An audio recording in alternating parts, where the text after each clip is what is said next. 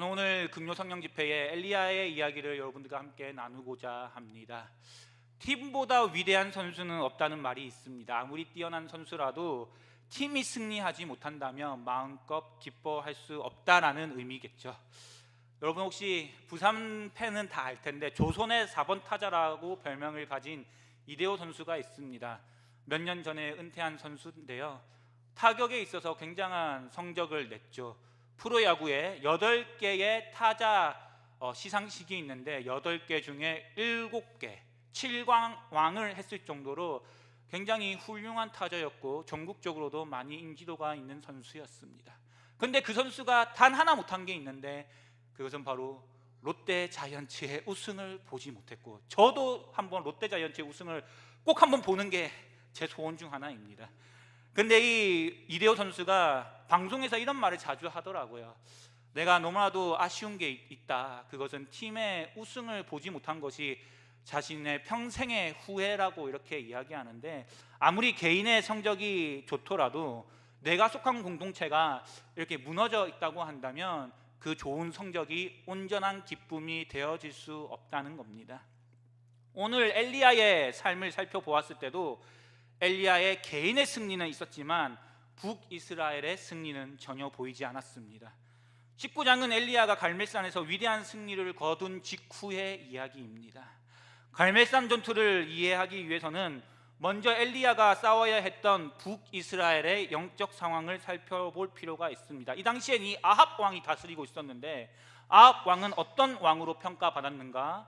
열왕기상 16장 30절을 보시면 오므리의 아들 아합이 그의 이전의 모든 사람보다 여호와 보시기에 아합을 더욱 행한 왕이라고 얘기합니다. 성경은 아합을 이전의 모든 왕보다 더 악한 왕이라고 평가했다는 거예요. 아합 이전의 왕들은 그러면 어떤 악을 행했습니까? 이전에 이 북이스라엘은요, 하나님을 완전히 버렸던 것은 아니었습니다. 하지만 하나님을 바르게 섬기지도 않았어요. 금송아지를 만들어 놓고 이것이 하나님이라고 잘못 가르쳤죠.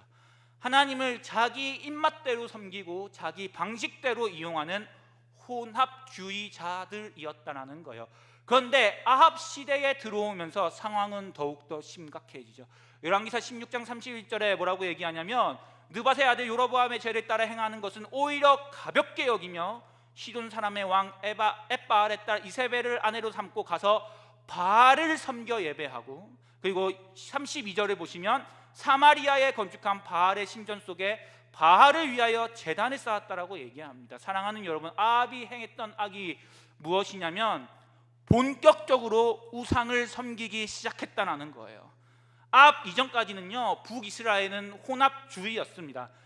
다시 말해서 하나님의 이름을 완전히 버린 것이 아니었어요. 단지 제대로 섬기지 않았을 뿐이죠. 그런데 아합은 혼합주의가 아니라 완전히 이제는 배교의 길을 가기 시작했다는 겁니다.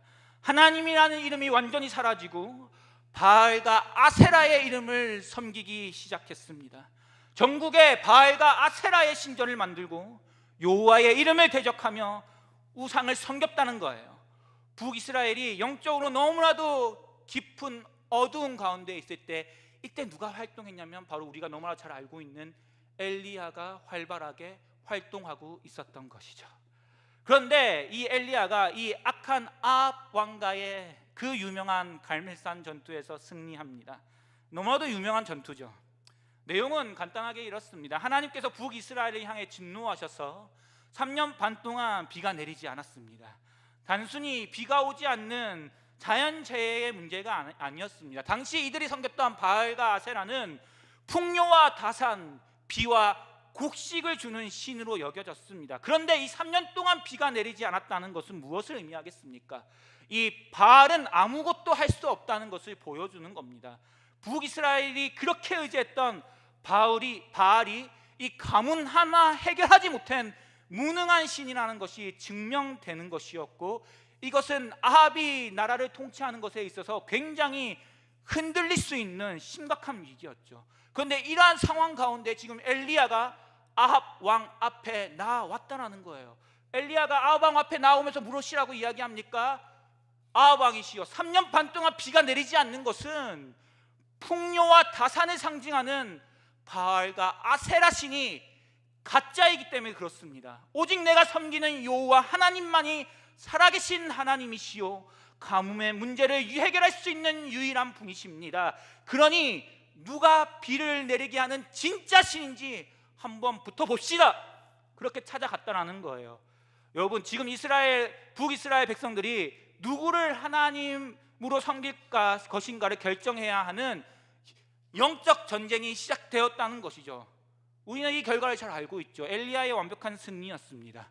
하나님께서 하늘에서 불로 응답하셨고 바알은 아무 응답도 하지 못합니다. 수백 명의 바알과 아세라 선지자들은 패배하였고 3년 반 동안 내리지 않았던 비가 다시 내리기 시작합니다.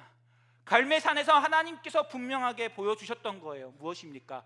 바알이 아니라 여호와가 참 하나님, 살아계신 구원자이다라고 정말 이 아합 왕 앞에서 모든 사람들 앞에 그 아합을 섬겼던 선지자들을 향해 선포하셨던 것이죠.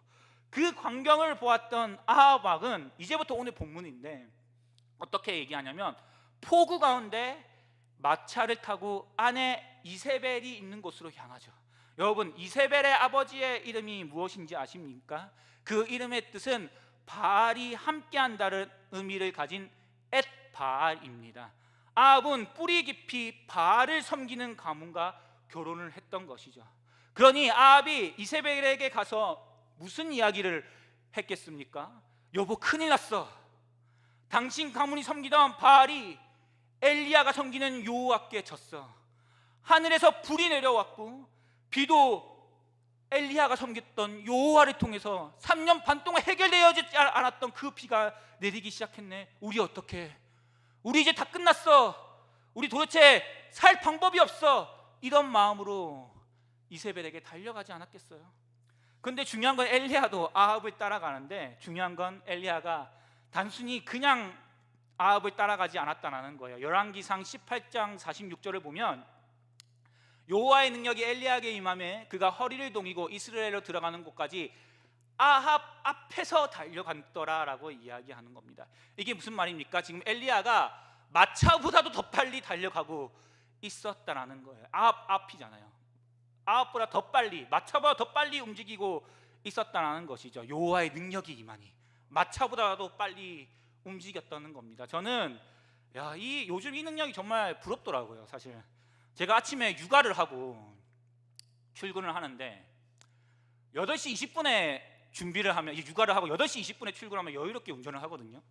근데 8시 25분에 준비를 하면 제 앞에 있는 수많은 차들을 다 제가 제치고 운전을 해서 올 때가 있습니다. 그래서 요즘 같은 참 아이 키울 때는 이런 놀라운 여호와의 능력이 나에게도 좀 있었으면 좋겠다 이런 생각들이 들 때가 있는데요. 그런데 중요한 것은 속도가 아니에요. 중요한 것은 뭐냐면 왜 엘리야가 그렇게 이세벨을 향해 달려가고 있다는 것이죠. 엘리야는 지금 승리의 확신 가운데 달리고 있었습니다. 갈멜산에서 하나님께서 살아계심을 증명하였고 바알 선지자들은 패배하였으며 3년 반 동안 내리지 않았던 비가 다시 내렸습니다. 엘리야는 무슨 생각을 하겠습니까? 이제 모든 것이 바뀔 것이다 라고 생각했겠죠. 사랑하는 여러분, 엘리야가 폭우를 맞으며 이세벨을 향해 달려가는 그 순간 어떤 마음이겠습니까? 이제 끝났다. 드디어 북이스라엘이 하나님께 돌아오겠구나. 이제 아합도 돌이키겠구나. 이제 이세벨도 더 이상 버티지 못하겠구나. 이제 바알과 아세라의 시대가 끝났겠구나. 이런 기대를 품고 달리지 않았겠습니까? 왜 그렇겠어요? 정말 그 갈멜산에서 하나님께서 너무나도 압도적인 승리를 주셨잖아요. 수백 대 1과의 그 싸움 가운데 하나님께서 완전한 승리를 주시지 않았습니까? 그 승리 앞에서 엘리야는 하나님께서 역시 역사하셔서 이 북이스라엘 전체가 변화될 것이라는 기대를 품을 수밖에 없었다는 것이죠. 그런데 이세벨이 엘리야를 향해 정말 그 엘리야를 바라봤을 때 너가 섬기는 하나님이 참 신이다. 너가 이겼다. 나 좀 살려달라. 벌받다는 모습을 기대하면서 달려가지 않았겠습니까? 그런데 이세벨이 어떻게 반응하죠? 열왕기상 19장 2절 말씀입니다. 19장 2절 말씀 우리 한번 다 같이 읽겠습니다. 시작. 이세벨이 사신을 엘리야에게 보내어 이르되 내가 내일 이맘때에는 반드시 내 생명을 저 사람들 중 한 사람의 생명과 같게 합니다. 뭐라고 이야기합니까? 이세벨이 지금 회개하고 있습니까?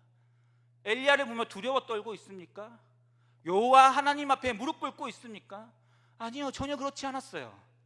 오히려 어떻게 하냐면 더욱 강하게 저항하고 있죠. 더 악하게 반응합니다.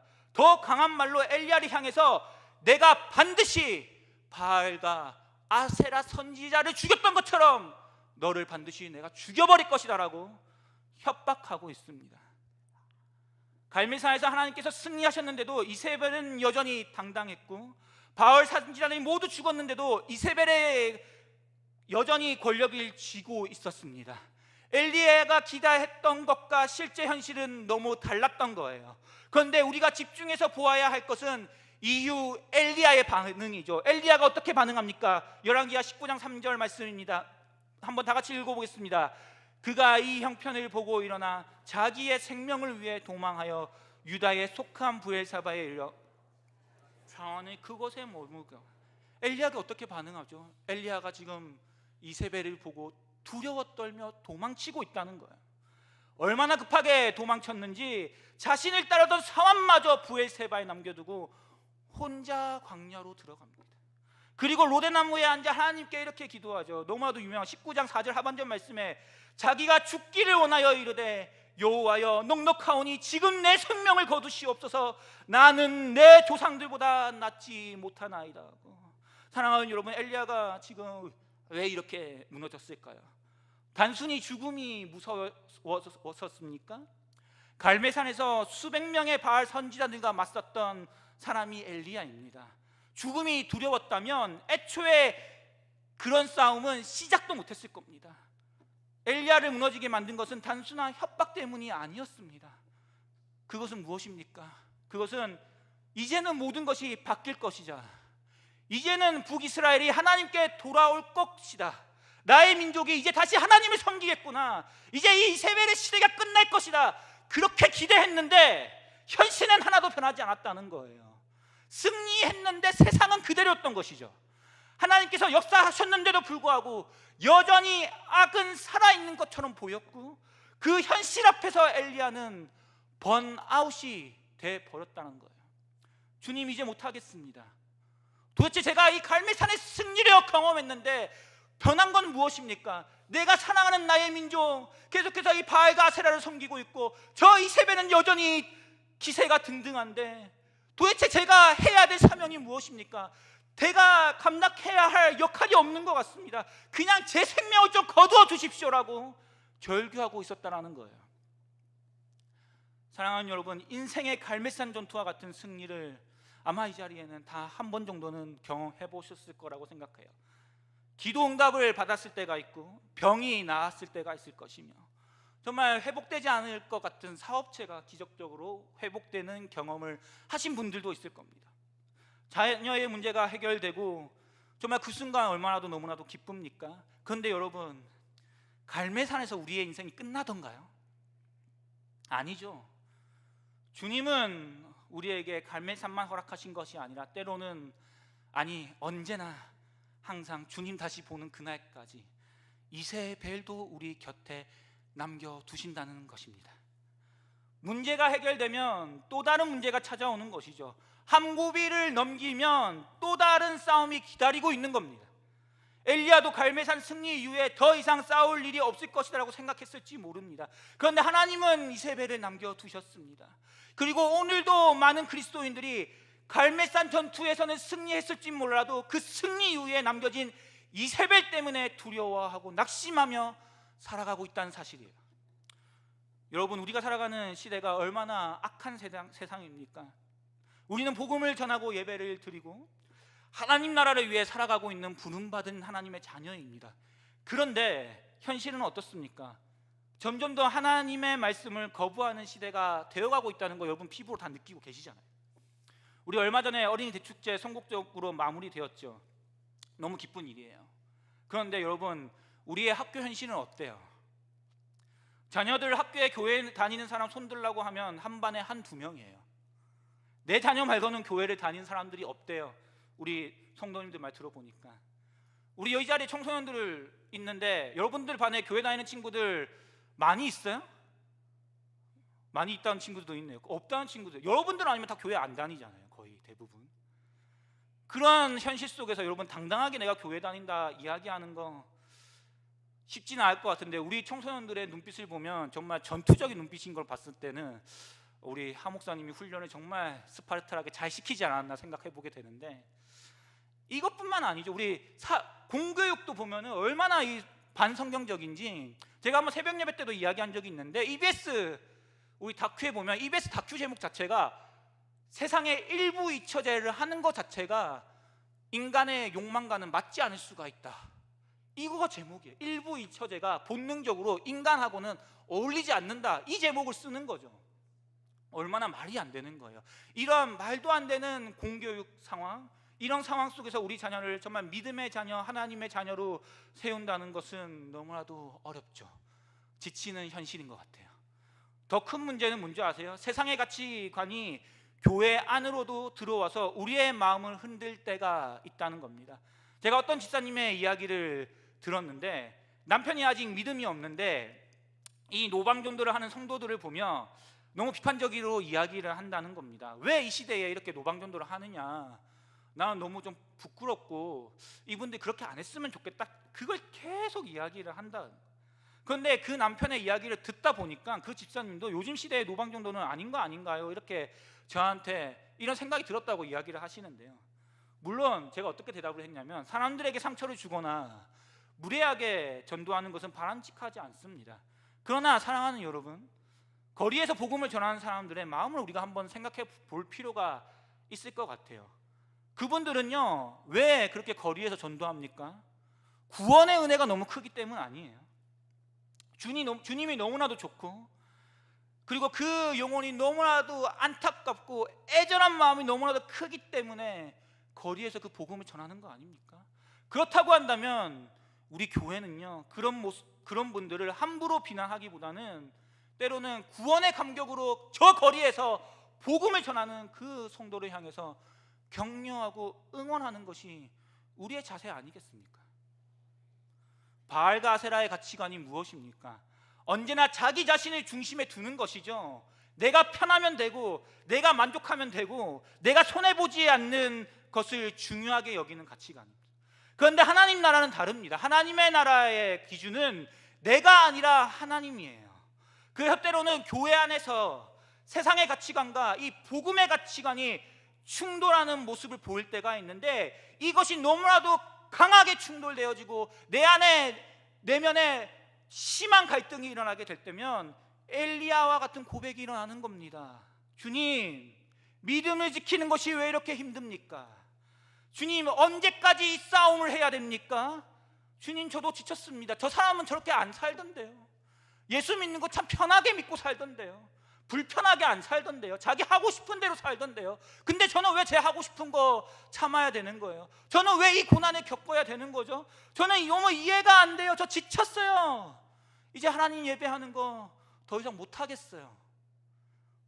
로데난 마을에서 울부짖던 이 엘리야의 고백이 때로는 이 믿음의 갈등 앞에서 우리의 고백이 될 때가 있는 것이죠.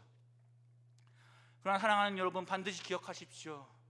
하나님께서는 이세벨을 보며 두려워하는 백성들을 결코 혼자 내버려 두시는 분이 아님을 믿으시기 주님의 이름으로 축복합니다.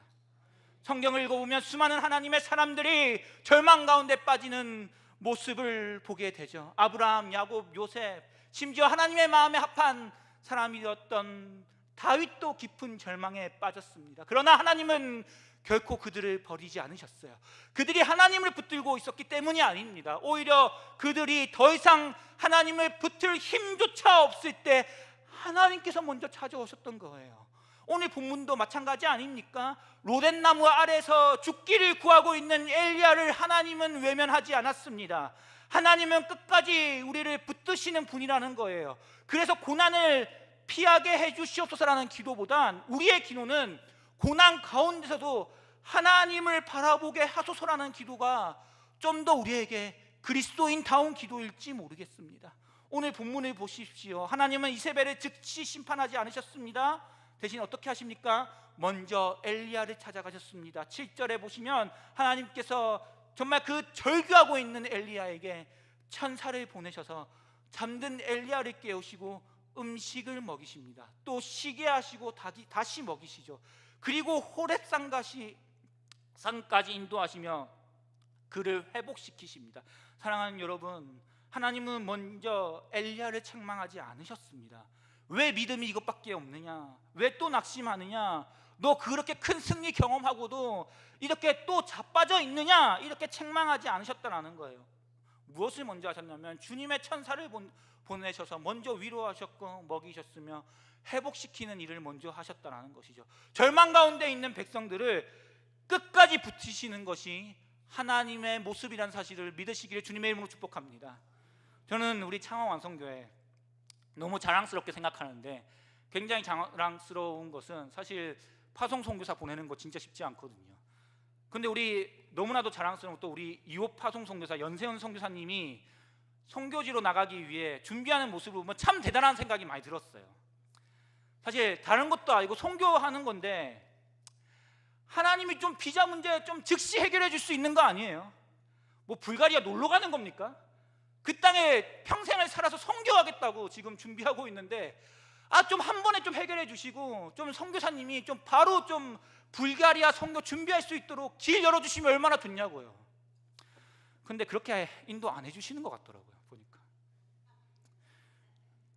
비자 서류만 이렇게 두껍게 준비하면서 서울에 있는 대사관 왔다 갔다 하시는데, 야, 저는 정말 대단하다, 난 정말 저거 못하겠다 이런 생각 드는데, 아마 선교사님도 여러 가지 감정 들으셨겠지만 그럼에도 하나님께서 필요한 사람들을 붙여주시고 필요한 길을 열어주시고 필요한 힘을 공급해 주시니 끝까지 그 선교의 사명을 붙들고 갈 수 있는 거 아니겠습니까? 사랑하는 여러분, 하나님께서 우리의 삶의 모든 이세벨을 당장 없애주시지 않습니다. 그러나 분명히 말씀드릴 수 있는 것이 있습니다. 하나님은 절망 가운데 있는 자기 백성들을 결코 혼자 두지 않는다는 거예요. 엘리야를 찾아오셨던 하나님은 오늘도 우리를 찾아오고 계시는 줄로 믿습니다. 여러분들의 믿음을 흔드는 이세벨이 무엇입니까? 경제의 문제입니까? 자녀의 문제입니까? 건강의 문제입니까? 사람의 문제입니까? 어떤 교수님은요, 오늘 본문의 제목을 이렇게 붙이셨습니다. 끝까지 추적하시는 하나님. 사랑하는 여러분, 우리의 삶에도 하나님께서 남겨두신 이세벨이 있습니다. 때로는 그 문제 때문에 낙심이 되고 절망이 되고 믿음이 흔들릴 때가 있어요.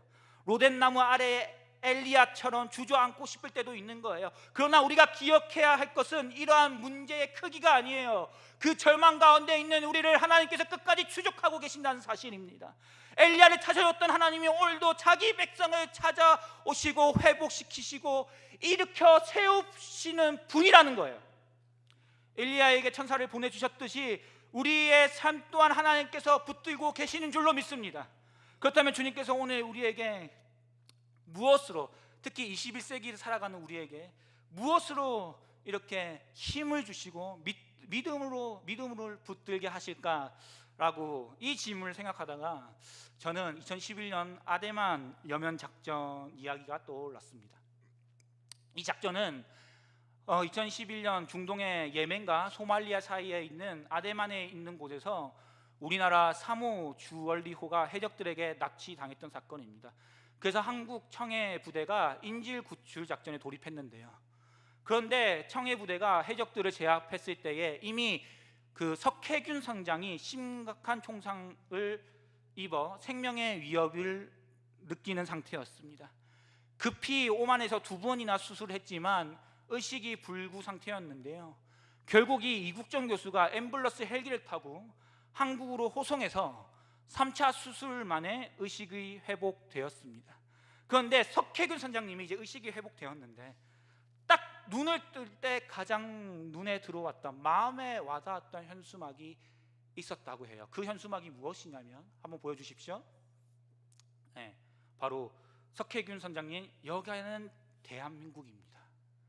그 문장을 보는 순간 내가 살았구나, 돌아왔구나, 안도감이 들었다는 거예요. 사랑하는 여러분, 성도에게도 이와 같은 위로가 있습니다. 우리가 절망 가운데서 다시 일어설 수 있는 이유는 우리의 현재 상황이 나아질 것 같고 그 상황이 좋아서가 아닙니다. 인생의 이세벨 앞에서 낙심하지 않는 이유가 무엇입니까? 그것은 우리에게 바로 돌아갈 본향이 있기 때문이에요. 우리에게는 영원한 하나님 나라가 있기 때문입니다. 예수님께서 최후의 만찬 때 말씀하셨습니다. 요한복음 14장 1절에서 3절 말씀입니다. 우리 요한복음 14장 1절에서 3절 말씀 한번 다 같이 읽어보겠습니다. 우리 한번 읽어보겠습니다. 너희는 마음에 근심하지 말라. 하나님을 믿음이 또 나를 믿으라. 내 아버지 집에 거할 곳이 많도다. 그렇지 않으면 너희에게 일러쓰라. 내가 너희를 위하여 거처를 예비하러 가노니 가서 너희를 위하여 거처를 예비하면 내가 다시 와서 너희를 내게로 영접하여 나 있는 곳에 너희도 있게 하리. 데살로니가전서 4장 16절 17절에서 뭐라고 얘기합니까? 주께서 호령과 천사장의 소리와 하나님의 나팔 소리로 친히 하늘로부터 강림하시리니 그리스도 안에서 죽은 자들이 먼저 일어나고 그 후에 우리 살아남은 자들도 그들과 함께 구름 속으로 끌어올려 공중에서 주를 영접하게 하시리니 그리하여 우리가 항상 주와 함께 있으리라. 사랑하는 여러분, 우리는 영원한 하나님 나라에 들어가는 주의 자녀들입니다. 저는 아까 그 현수막을 보면서 이런 생각을 했습니다. 제가 하나님 나라에 들어가는 날 정지용 목사, 여기가 영원한 하나님 나라 천국입니다라는 현수막이 걸려있고 믿음의 선조들이 두 팔 벌려 환영해 주는 모습을 상상할 때가 있습니다. 저는 그 장면이 생각나면요, 우리 교회는 아니지만 그냥 목회하다가 낙심되고 정말 포기하고 싶은 그 순간이 왔을 때에 이 장면을 생각나면 이 목회의 길을 끝까지 갈 수 있겠구나라고 담대히 이 자리에서 선포합니다. 왜냐하면 우리의 끝은 절망이 아니라 하나님 나라이고 마지막에 주님께서 우리를 맞아 주시기 때문이에요. 사랑하는 여러분, 이세벨이 활개치고 호의호식하는 것 같아 보여도 우리는 결코 그들이 갈 수 없는 나라, 그들이 갈 수도 없고 그들의 이름이 기록될 수 없는 그곳에 우리의 이름이 기록되어져 있는 줄로 믿습니다. 그리고 주님께서 두 팔 벌려 우리를 마주하시면서 이렇게 얘기하는 거예요. 아무개야, 수고했다. 여기가 너의 나라이고 나의 나라이다. 여기가 영원한 천국이다 말씀해 주실 그날 때문에 절망 가운데 위로를 얻고 힘을 낼 수 있는 줄 믿습니다. 우리의 마지막은 로덴나무가 아니에요. 우리의 마지막은 저 천국 하나님 나라예요. 그 소망 때문에 오늘도 우리는 힘을 내고, 그 소망 때문에 오늘도 믿음을 지키고, 그 소망 때문에 오늘도 다시 일어나는 저와 여러분이 되시기를 주님의 이름으로 지지며 축복합니다. 제가 마지막으로 우리가 이렇게 한번 자신의 이름을 넣어서 외치고 마무리했으면 좋겠는데, 여기 땡땡땡에 자신의 이름을 한번 외쳤으면 좋겠습니다. 우리 한번 담대하게 믿음으로 선포하면서 외쳐보겠습니다. 시작. 오직 너 하나님의 사람 정지용, 여기가 하나님 나라 천국입니다. 아멘. 우리에게 보장되어진 영원한 하나님 나라, 그 나라 꿈꾸며 오늘 하루도 주님 앞에서 최선을 다해 주님의 사명을 감당할 수 있는 저와 여러분 되시기를 주님의 이름으로 진심으로 축복합니다.